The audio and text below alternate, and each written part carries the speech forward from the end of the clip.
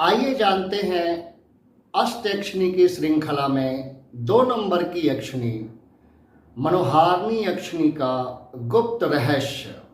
मनोहारिणी यक्षिणी वो शक्ति है जो मन को बांध ले।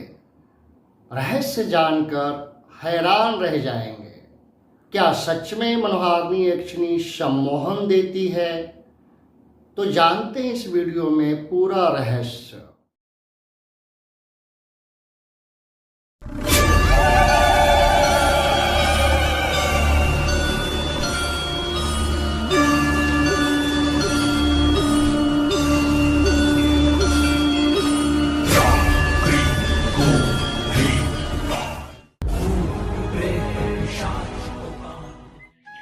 क्या आपने कभी सोचा है कि एक ऐसी भी शक्ति हो सकती है जो सिर्फ आपके शब्दों से नहीं बल्कि आपके अस्तित्व से ही लोगों को आकर्षित कर ले? अष्टयक्षिणी साधना की इस रहस्यमयी श्रृंखला में आज हम बात करने वाले हैं दूसरी और सबसे रहस्यमयी यक्षिणी मनोहारिणी यक्षिणी। कहा जाता है जिस साधक को यह सिद्ध हो जाए वह अपने व्यक्तित्व से ही लोगों के मन को प्रभावित कर सकता है। यक्षिणी साधना तंत्र की एक अत्यंत गूढ़ और रहस्यमयी साधना माना जाता है। इस साधना की शुरुआत हमेशा भगवान शिव की आराधना से शुरू की जाती है। यक्ष और यक्षिणियाँ कोई भूत प्रेत नहीं बल्कि एक दिव्य और रहस्यमयी जाति है। देवताओं के कोषाध्यक्ष कुबेर भी यक्ष जाति से ही माने जाते हैं। यही कारण है यक्षिणियाँ अक्सर सकारात्मक शक्तियों की प्रतीक मानी जाती है। तो आइए जानते हैं शास्त्रों में वर्णित प्रमुख 8 यक्षिणियाँ कौन कौन है। सूरसुंदरी, मनोहारिणी, कनकावती, कामेश्वरी, रतिप्रिया, पद्मिनी, नटी और अनुरागिनी। इनमें से हर एक यक्षिणी अलग अलग शक्तियों की अधिष्ठात्री मानी जाती है। और आज हम बात कर रहे हैं उस यक्षिणी की जो मन को मोह लेने की शक्ति रखती है। मनोहारिणी यक्षिणी का स्वरूप अत्यंत आकर्षक और मनमोहक बताया गया है। उनका चेहरा अंडाकार, नेत्र हिरनी जैसी और रंग गोरा तेजस्वी।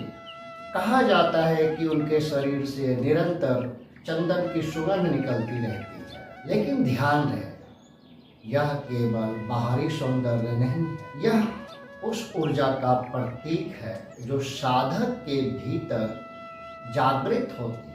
मनोहारिणी यक्षिणी की सबसे बड़ी शक्ति है सम्मोहन। लेकिन यह कोई जादू नहीं बल्कि एक प्रकार की आकर्षण ऊर्जा है। जब यह शक्ति जागृत होती है तो साधक का व्यक्तित्व इतना प्रभावशाली हो जाता है कि लोग उनकी बातों को ध्यान से सुनते हैं। उसकी उपस्थिति ही प्रभाव डालती है और उसका आत्मविश्वास कई गुना बढ़ जाता है। इसके साथ ही धन और अवसर भी स्वतः आकर्षित होने लगते हैं। अब आइए जानते हैं मनोहारिणी यक्षिणी की मूल मंत्र। ओम ह्रीं आगच्छ मनोहारिणी स्वाहा। ये मनोहारिणी यक्षिणी का मूल मंत्र है। लेकिन किसी भी तांत्रिक साधना को बिना योग्य गुरु का करना खतरनाक हो सकता है। इसलिए इसे केवल जानकारी के रूप में समझें आप। यदि आप इस साधना को करना चाहें तो किसी योग्य गुरु के सानिध्य में ही करें।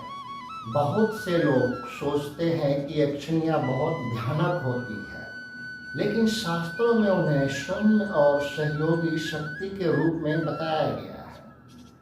असल में यह साधना बाहरी शक्ति से ज़्यादा भीतरी परिवर्तन की साधना है। तो दोस्तों, यह था मनोहारिणी यक्षिणी का रहस्य। अगले भाग में हम जानेंगे अगली यक्षिणी की अद्भुत शक्ति और ये अष्टयक्षिणी की श्रृंखला की 8 यक्षिणी के बारे में जब आप जान जाएंगे तब इसकी पूरी साधना का विधि विधान आखिरी यक्षिणी के साथ में आपको बताऊंगा, जिससे आप इस साधना को कर सकते हैं। अगर आप ऐसे ही ज्ञान को जानना चाहते हैं तो चैनल को सब्सक्राइब जरूर करें। जय मां आद्य।